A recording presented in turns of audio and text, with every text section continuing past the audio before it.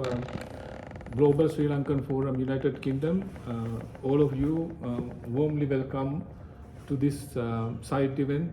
We are organizing this side event in regards to the Sri Lanka. We are very concerned about the situation in Sri Lanka. There are positive sides as well as the negative sides of Sri Lanka. So what we are going to do today is to discuss, and we are going to have open discussion in regards to the situation in Sri Lanka. Actually, if you say situation, actually what we want is that we want Sri Lanka to be a peaceful country, and we had a long war, 30 years war, and that war ended more than 10 years ago. Now we have peace in Sri Lanka. Still, we have lots of troubles turn up time to time, and it's still disturbing Sri Lanka's peace. So what we want is to establish the proper and long-lasting peace in Sri Lanka and work towards the harmony among all the civilians in Sri Lanka. So I'm going to introduce my panel now. I'm going to introduce Mr. Brian Basnayaka. He's from Switzerland. He is one of our founding members of the Global Sri Lankan Forum. And Mr. Roshan Veerapurage, he's also from Switzerland. He's also one of our founders. And Mr. Senaka Rajapaksa, he's also joining with us from Poland. So now we're going to start our first speech. I'm going to ask Mr. Brian Basnayaka to start his speech now.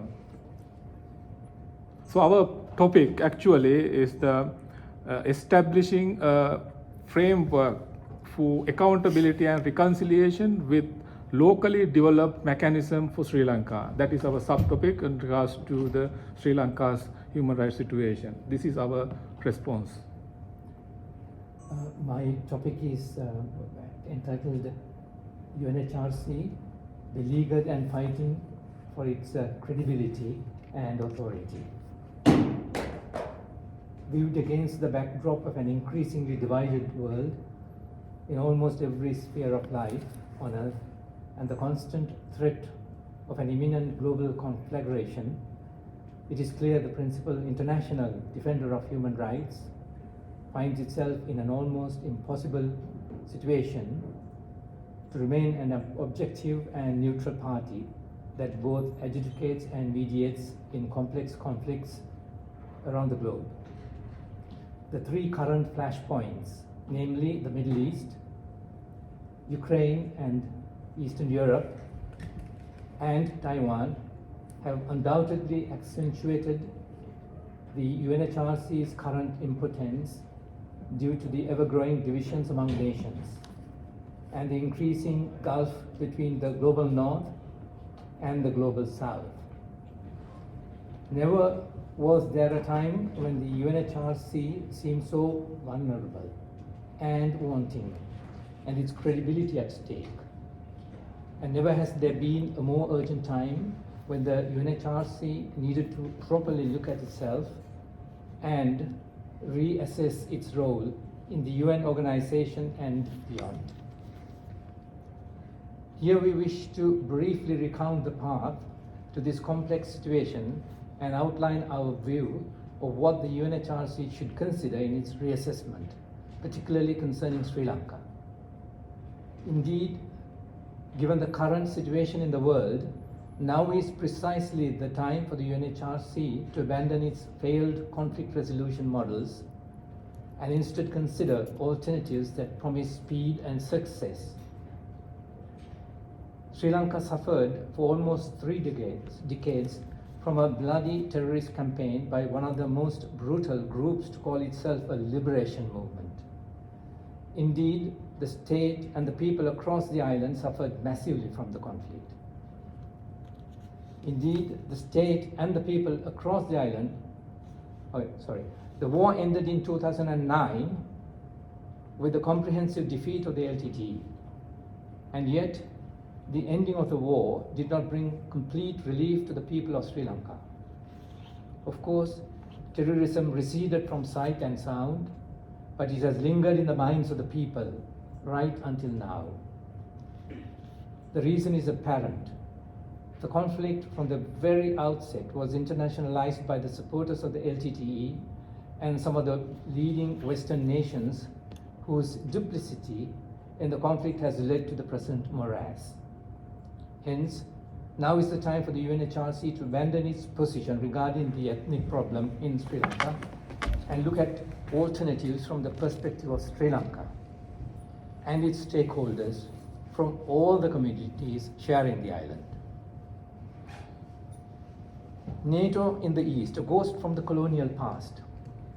The recent call from the Defense Department of the Confederation of Switzerland for closer cooperation with the NATO alliance beyond what already exists, which clearly signals the likelihood of joining the alliance, has caused consternation and confusion not only among the ardent domestic supporters of this unique nation's deeply entrenched policy of unconditional neutrality, but it will cause deep disappointment to numerous small nations and the generally vulnerable states alike that view Switzerland as the standard bearer for freedom and peace in the world. The gulf between the North and the South is widening. The inherent military threat posed by NATO, which is the military alliance embracing most European states and North America, and its antipodian allies, Australia and New Zealand, is a fundamental cause of concern for many nations in the global South.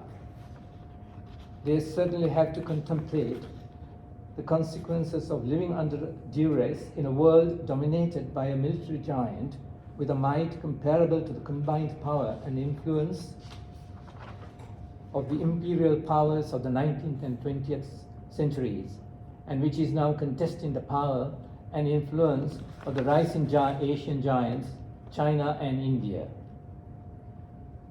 2 centuries ago, Britain and its imperial rivals managed, often brutally, to subjugate most parts of the world, including all the old, fabled civilizations in every region of the globe.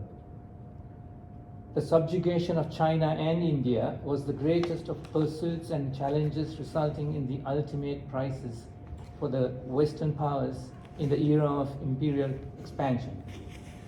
In a repetition of history, the global North's military arm is becoming increasingly engaged in the Indo-Pacific region, directly challenging China and indirectly hinting at India that the West wants to remain, for the foreseeable future, the overlord in the world order created after World War II in the middle of last century. Undoubtedly, the parallels will come across to most critics as trivial. Still, in the current context of heightened tensions in the Indo-Pacific region, they are an accurate indication of the increasing bitter rivalry between the global North and the regional nuclear powers who question the hegemonic presence of the Western alliance in their neighborhood, threatening their independence and the mostly peaceful, if at times uneasy, coexistence among the Asian neighbors. Revisiting the scene of imperial conquest with NATO is undoubtedly a show of power, the throwing down of the gauntlet by the global North in utter disregard of the feelings and psyche of the nations in the region. In any case, is the presence of NATO in the Far East a blatant provocation to entangle China and perhaps Russia in a deadly confrontation? Emerging Asian superpowers. In the era of European imperial expansion, both China and India had become tame giants who could not match up to the military and technological might of the Western colonial powers. 2 centuries later, the Western alliance will certainly not find the 2 Asian giants tame and willing to be controlled and manipulated as if by the ghosts of their past. These 2 increasingly self-confident and technologically savvy nations have long since discarded their timidity and a sense of inferiority towards the Western powers. Hence, the presence of NATO in Asia could very well lead to a disastrous confrontation in the Indo-Pacific region with wholly unexpected consequences. Roots of a thorny problem. However, the roots of the UNHRC's problems do not lie in the present or in the near past. Instead, we believe they go a long way back as the UN evolved over time to address a fast-changing world. The landmark Universal Declaration of Human Rights was drafted in the aftermath of the Second World War, and its horrors and the victorious nations and their draftsmen imbued it with the spirit of Western liberal thinking and values. In the following decades, as imperial powers shed their colonial possessions, mostly under compulsion, and quickly established themselves as the champions of Western democracy and the guardians of universal human rights, they did so to take the moral high ground, as they say, before the rest of the world, and simultaneously eradicate the ugly stains of the vicious and often inhumane colonial rule which, after centuries of cruelty and maltreatment of Jewish people in every part of Europe, culminating in Hitler's Holocaust.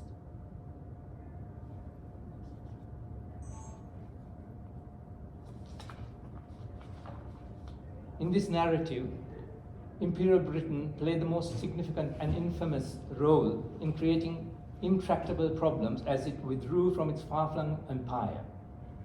From the partitioning of India to the redrawing of the map in the Middle East, the creation of Israel and the displacement of the Palestinians, Britain showed little or no regard to the possible consequences of its actions and to the rights of the people in those lands and their future.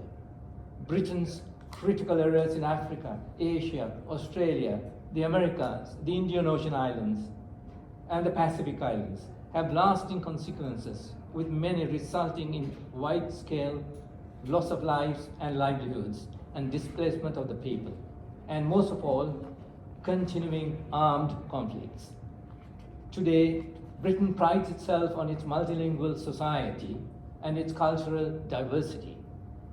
With a prime minister of Indian origin, the First Minister of Scotland of Pakistani origin, and a newly designated First Minister of Wales of African heritage, Britain seems to believe that it has now a clean West and the ignominious colonial past is mostly forgotten.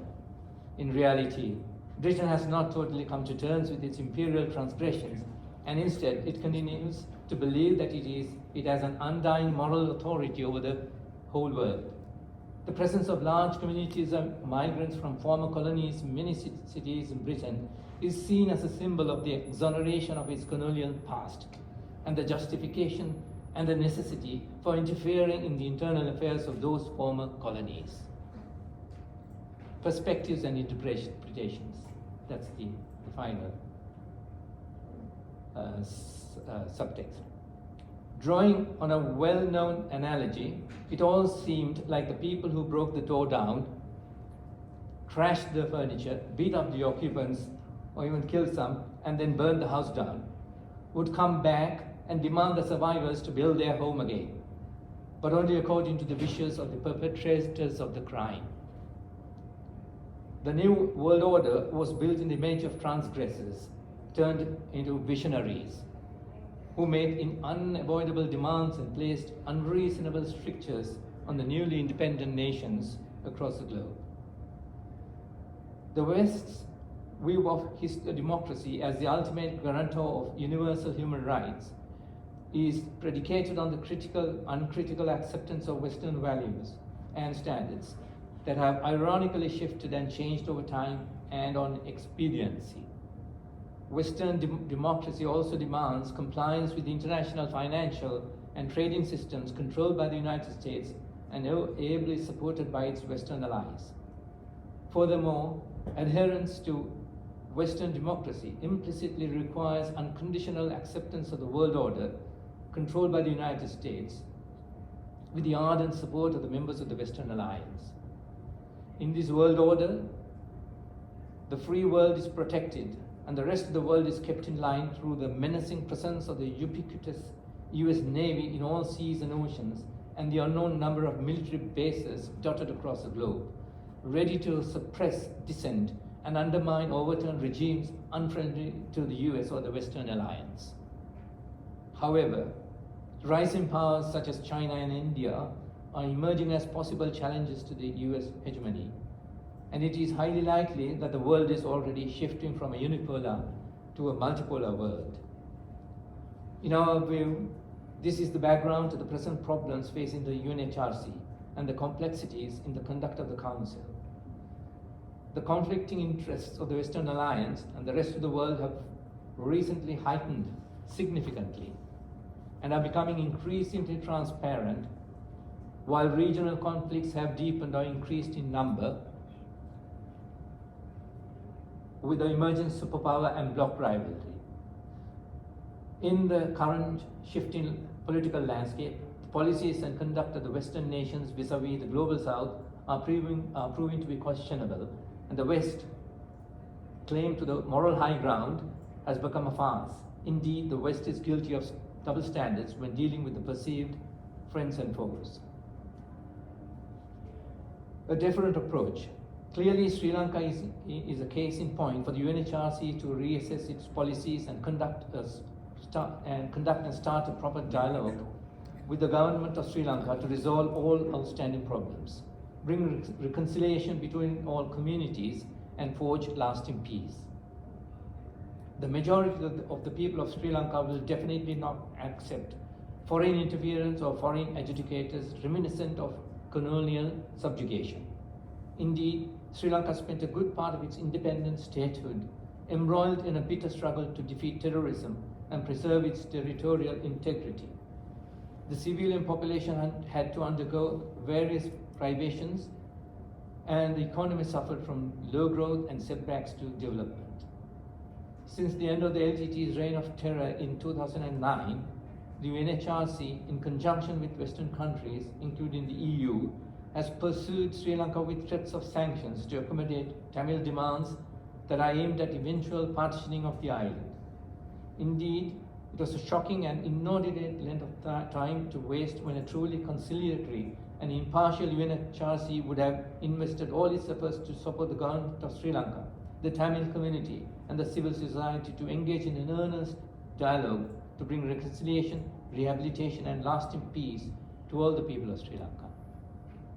We urge the government of Sri Lanka to present a clear pathway to seek a serious dialogue with the Tamil community, chart the process of redressing all injustices committed on all sides, hasten the process of rehabilitation, and double on efforts to bring reconciliation between all communities to ensure lasting peace in the country.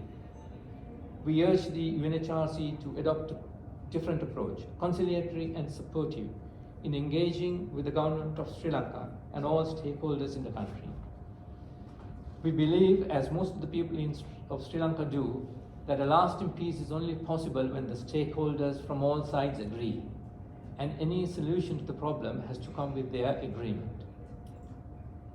Foreign intervention is not an option, and the UNHRC should understand the sensitivities of the people of Sri Lanka and the counterproductiveness of enforcement. We hope the UNHRC will urge the government of Sri Lanka to work with it to protect human rights in Sri Lanka, particularly the rights of minorities, and ensure genuine reconciliation to bring peace and justice to Sri Lanka. Thank you. Thank you, Brian. I invite Mr. Senaka Rajapaksa to address the gathering now. Good afternoon, distinguished guests here. Part of Mr. Brian's speech, I would like to go ahead with a different story because I have been watching this situation for last 30 plus years in Europe because I live here for 40 years. In this situation, we have been monitoring all these sides, all these topics, all these violations, war, and things done at the UNHRC, 30/1, 40/1, and I don't know which stroke to come in. So there are more and more strokes against Sri Lanka, but the things are being solved and people doesn't know about it. Why I am saying this? Now, we had the conflict for 30 plus years of war between Tamils and Sri Lankan other communities. I would say, including the Muslims, Sinhalese, Burgher, Malay, all were suffering for 30 years war, and it was brutal for every nation in our country. Even foreigners who visited us was killed. What happened then? Then in 2009, we concluded the war.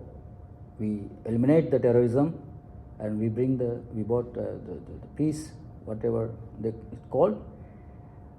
Then we started develop this country for the last almost 15 years. Now 15 years been passed, and still we are at the UN talking about human rights, violations, killing each other, and all these things. Now, to my mind, I just want to say in few words, the LTTE propaganda collected billions and billions of money from the poor Tamils. They smuggled the people to Europe. I've been working at the German police for 20 years, and I have seen how they smuggle the people, how they create the bogus stories, which was happened in 1983. It was civil rights, and then civil rights, and then 475 people was killed, and from that, half of them were Muslims and Sinhalese and Burgher and Malay from the both sides. They smuggled those pictures to the Europe, and they show that they were killed by the Sinhalese, and they fabricated the stories here to get the asylum. So, after getting the refugee status, few million came to Europe. Switzerland, France, England mainly, Norway, and those countries are the most embassies who have given the visas to migrate those people here. What they have done? They came here, earned money, 20%, 30% they were given back to the LTT organization to buy weapons against our country. Our country means Sinhalese, Tamils, Muslims, Burgher, Malay, all. We were living peacefully in this country. What happened then? They bought ammunitions, things like that. They kill each other for 30 years. Now what happened? After the war finished, they have no other reason to collect the money. But still they are doing it. Nobody knows until now, mostly the Tamil people who invest on this, thinking of peace, they have no idea what is going on now. All the guys, the ex-cadres, the big bosses of LTT, the World Tamil organizations,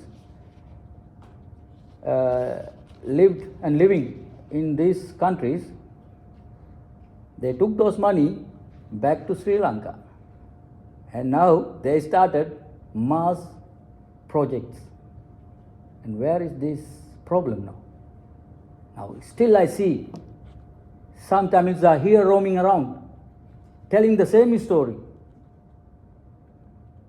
getting money, funds to their NGOs, living here, talking bullshit at the UN, using so many NGOs against us. Against us mean all Sri Lankans. And we have to stop this by now. We have so much evidence. I don't want to mention the names here. All these Tamils, now I am connected with them because I know them from last 30 years. And they are now very happily living in Sri Lanka, investing billions for the last 1 year or more. They came back to Sri Lanka. So where is the problem now? Still, are we going to debate here for their rights? We have given their rights. They collect the money, they kill each other. We have 25,000 disabled soldiers, or 35,000, 23,000 without parents. And the other side, so many dead cadres of LTT. How are we going to tell those people now what is now what is happening in Sri Lanka? So this is unfair. We all have to raise this situation, not like this, in a huge scale, under that chair in the September session, because these false allegations we have to stop right now. All the big bosses are in Sri Lanka. You can just check in Google. Billions invested. They make a huge park for the children, like Disney in Jaffna. Who are the investors? Those people who fabricated stories against majority Sinhalese are now there back. How are you going to tell those to these people now? Do they know this? No, I don't think so. So this is the real fact now. Whatever the history, I know the colonial side from 1505, we were under 3 or 4 nations from Europe. We were like slaves. They create us. When they left us in 1948, we were given party politics, racism. They have appointed minority against the majority. So the racism came, that part. Majority was kept aside, without any things. So we have been treated like slaves until today, even. The big powers, they are coming now. What is happening in Sri Lanka? China, we have a conflict. India, we have a conflict. The Western powers, we have a conflict in Sri Lanka. Because geopolitically, our country is a very important place. Everybody can come and do their business, we don't mind. But if somebody is going to grab our airports, the harbors, and creating those, this is the next war. We will be in the middle of the war in no time, because all superpowers are in the Indian Ocean. Geopolitically, Sri Lanka is a very valuable place.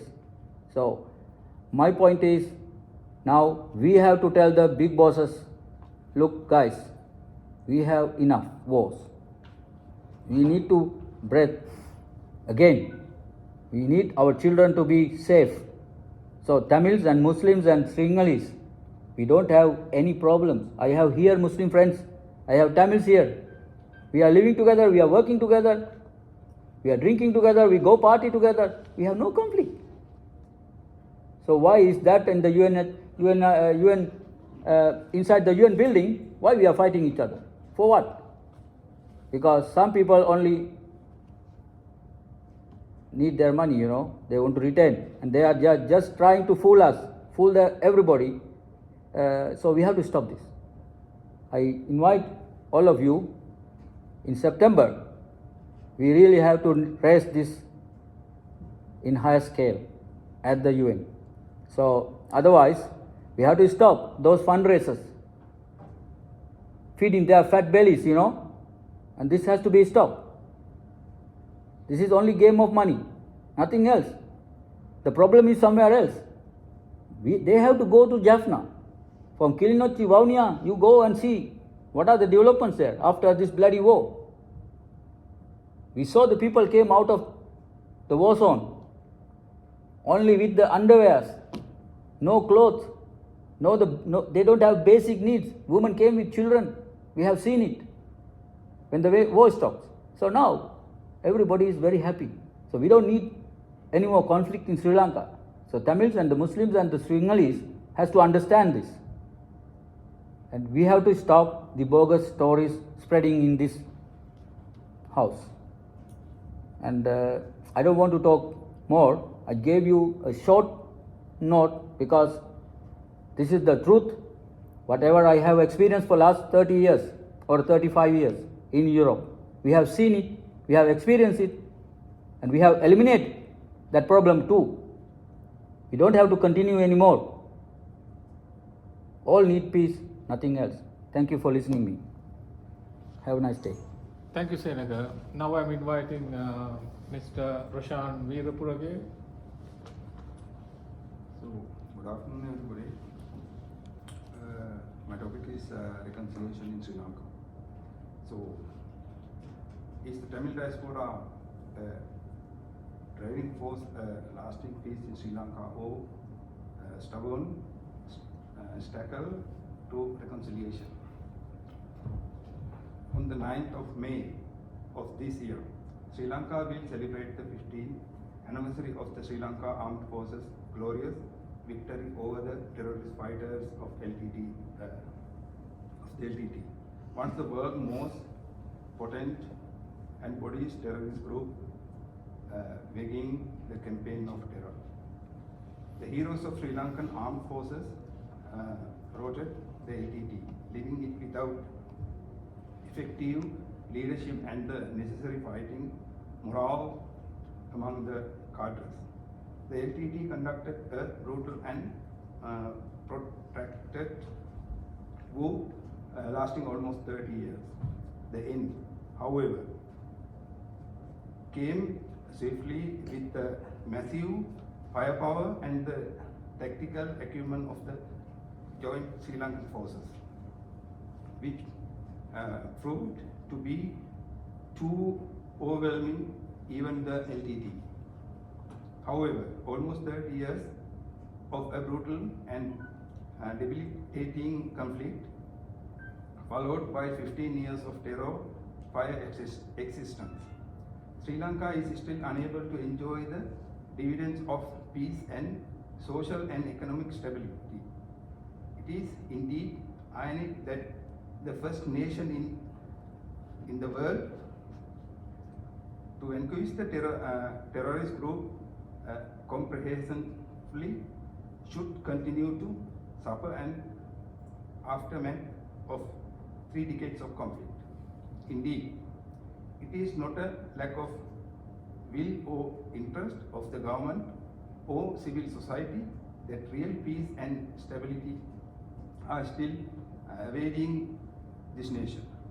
In almost 3 decades, the relentless fighting, Sri Lanka was firmly intent on containing the fight within the shores of the island and identified the conflict as a military campaign against the terrorist group.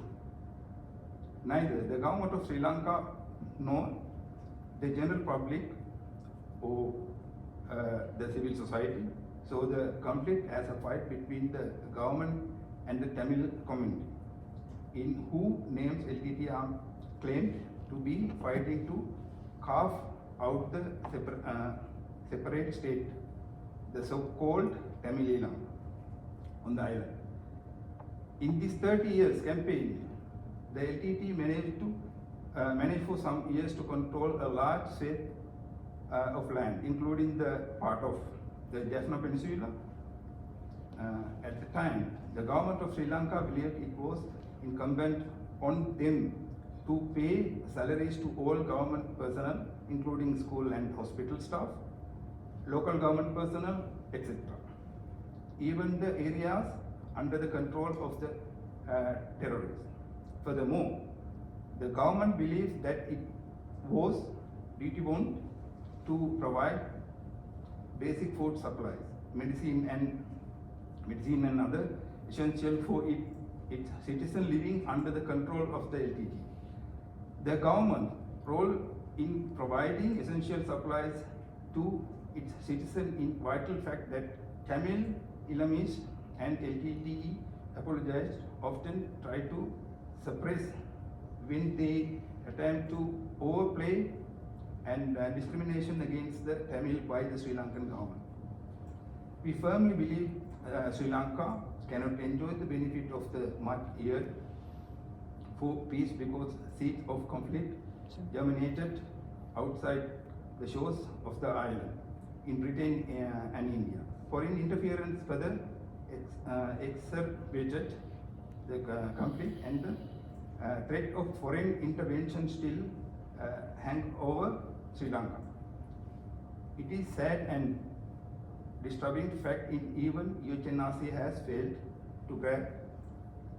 Indeed, the fundamental mistake of the UNHRC is seeking to resolve the conflict through active involvement in the process.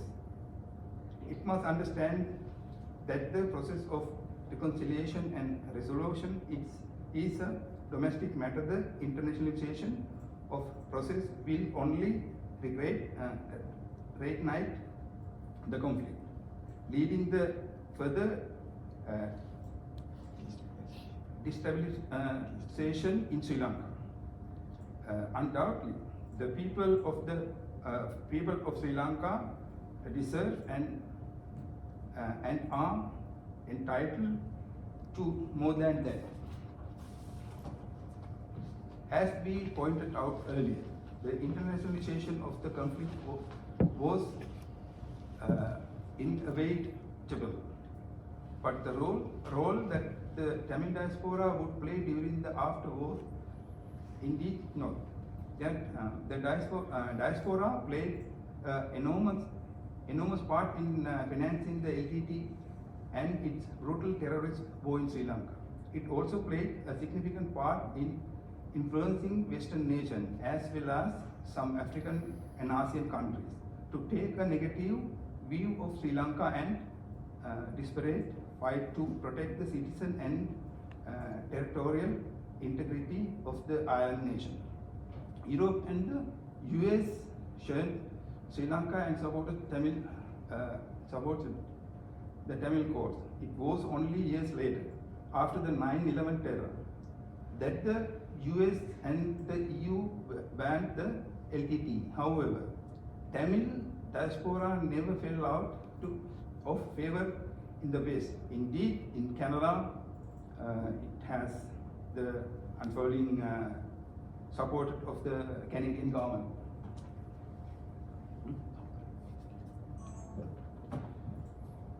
Indeed, the Tamil diaspora has to understand that if they are not willing party of a serious dialogue for peace and justice in Sri Lanka, then will be a matter of time before they lose their seat at the table of reconciliation and resolution.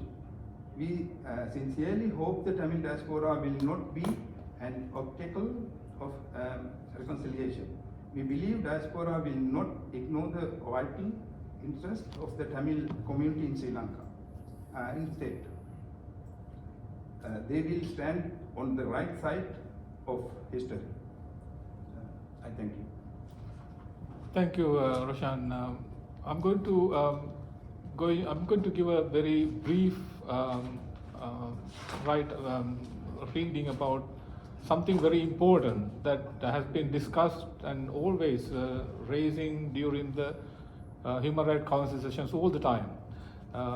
We have seen many speeches from our Tamil community that saying Sri Lankan government as well as the majority Sri Lankan Sinhalese are violating rights of the Tamils in North and East, not only North and East, Tamils in Sri Lanka. So I'm going to briefly give some points that our view in regards to that question they're raising all the time. So on our view, we believe that Tamils' rights are always protected. Not only Tamils' right, it's a citizen's right. Either you are a Sri Lankan, either you are a Sinhalese, you are a Tamil, you're Muslim, any race, any religious group that you belongs, your rights are protected in Sri Lanka. Why I'm saying that? Sri Lanka has well-established laws and practices to ensure that no citizen shall be discriminated on the ground of race, language, caste, sex, political opinion, or any such grounds.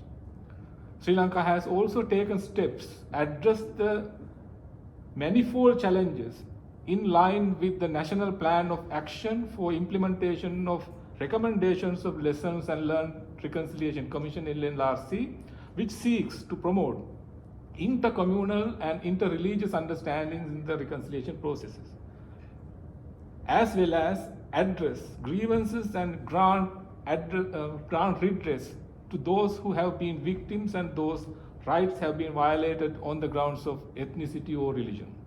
The material placed before the LLRC covered a broad range of complex issues of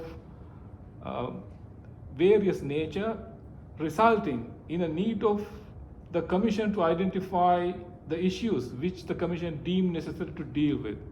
In terms of mandate and its stated objectives, there is no cookie cutter solution for ethnic solution in Sri Lanka. All stakeholders must work very closely to address the issues to find sustainable solution. One of the major obstacles is poverty and lack of access to resources. Those are common challenges in most of the developing countries, not only Tamils living in North and East. We have seen in 2022, Sri Lanka had something very different to many of the countries.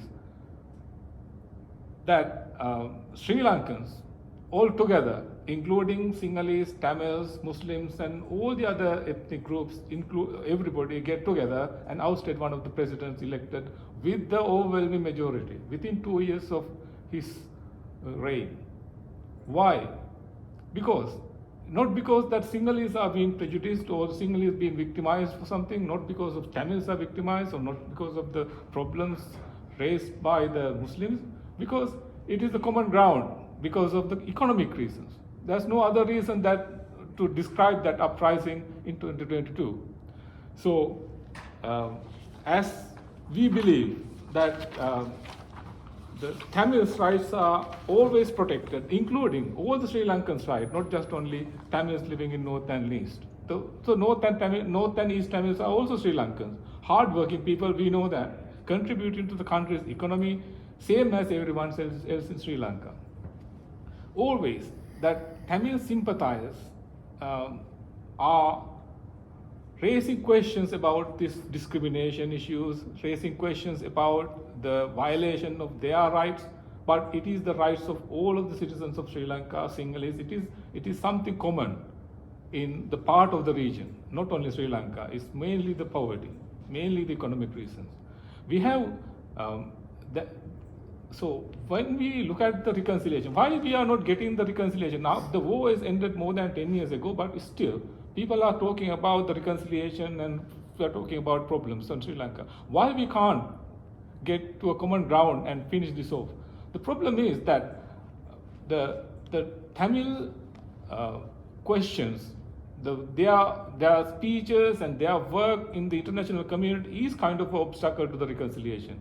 We have been noted separatist groups are located in overseas to continue promote hate among ethnic groups even after the war.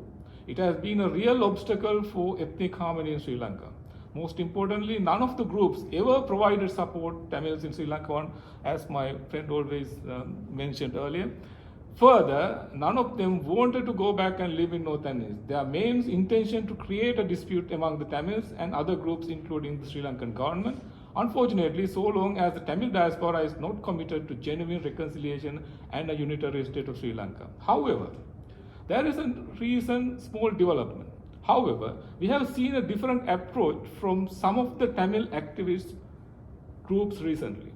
It seems that deriving away from their separatist agenda, they have recently come up with somewhat different approach. We have seen in some different news articles published in various web platforms, a joint Himalayan declaration that was presented to the President Ranil Wickremesinghe and was discussed with the Speaker and members of the Parliament. It is being played out with the subject tag GTF leader Mr. Surendran promising the Sinhala audience they do not stand for a separate Tamil state. This out in the cloud initiative is being carried to elite Sinhala Buddhist representation for publicity. The Joint Himalayan Declaration, the output of dialogue between the Buddhist delegation and the Global Tamil Forum, the GTF, the once powerful Tamil umbrella organization that was blacklisted by the Sri Lankan government for allegedly funding terrorist activities, is that least development to stir tension among the Tamil population. presented to Sri Lankan President Ranil Wickremesinghe, who promised to consider many of the measures outlined in the document. The declaration is simple and covers 6 thematic areas. 1. Promoting a pluralist society. 2. Overcoming the economic crisis. 3. Drafting a new constitution that guarantees individual and collective rights. 4. Acceptance of religious and ethnic groups. 5. Fifth one, working towards reconciliation. 6. Compliance with bilateral and multilateral treaties. So there are no separate states in their demands. So they have been canvassing, they have been trying to establish the fact that the Northern is belong to the Sri Lanka, the Tamils living in there, they want a separate state, but it's not happening now. So this is one of the vocal groups, the GTF is one of the vocal groups that the activists that they are behind the separate state. So what is all this present by about 6 sentences called the Himalayan Declaration? A supposed declaration signed among 8 months ago, 27 in Nepal. As said by Tamil political leaders, there is definitely lack of seriousness and sincerity in southern politics in working out pragmatic conclusion to the Tamil question. When we're looking at this declaration, that is what we can see. The fact remains, they are also not serious and sincere to the Tamil cause. So this declaration is actually against the Tamil cause. That is entirely against what they have been canvassing for these years. If there are 2 finally drafted documents ideally since 2010, which they should demand immediate implementation. So those are the LLRC and the APRC report.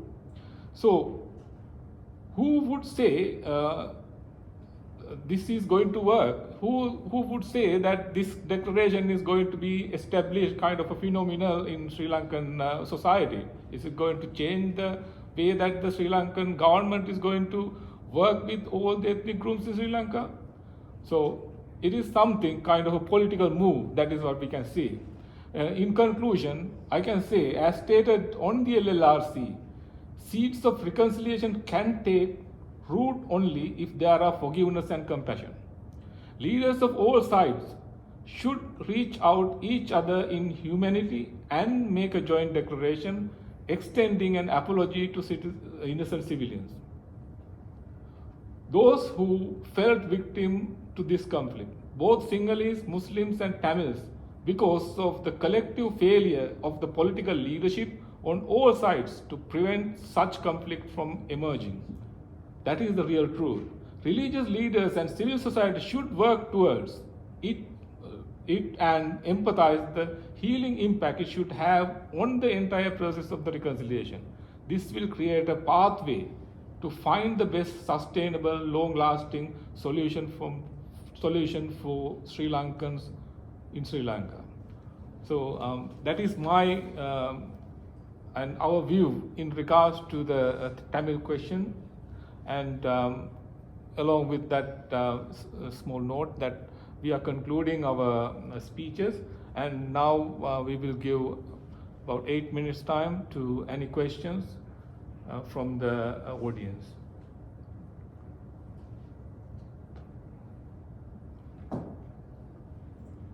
So anyone can raise questions, that's all right. Vishal. Actually, it's not any questions.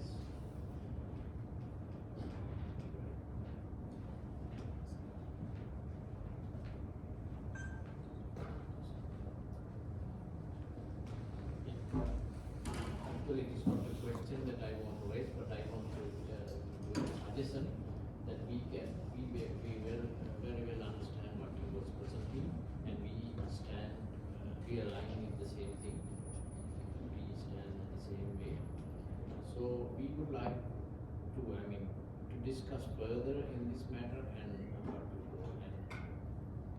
make more concrete plan to end this violation. And also we here now have found that we have done an extensive research. We have found that the Sinhalese are the most ancient and indigenous race of the world, of this planet. So we are trying to raise this issue, and also we are claiming this as our indigenous right now through the United Nations. And also I have filed a court case earlier in London that was not that was dismissed by the British court. But we are going to try. We are trying to take more legal actions, and we are going to raise this matter within the United Nations, and also find other alternative ways to raise these things and to establish our true racial identity. I think that also will help to end this problem. Thank you, Swaminathan sir. We hope that the solutions that was looking for will we get success. Thank you very much for your comments in this regard. So, any other questions? I think to add a little bit few words, I think we have been robbed. Yes, it is. I would love to say we have been robbed from 1505 Yes. until today, and they are robbing, and it's continuing in a name, different names. They gave different names, but it's happening. We are kind So of stolen. yes, Stolen. if you go to the British Museum, you will see the wealth they stolen.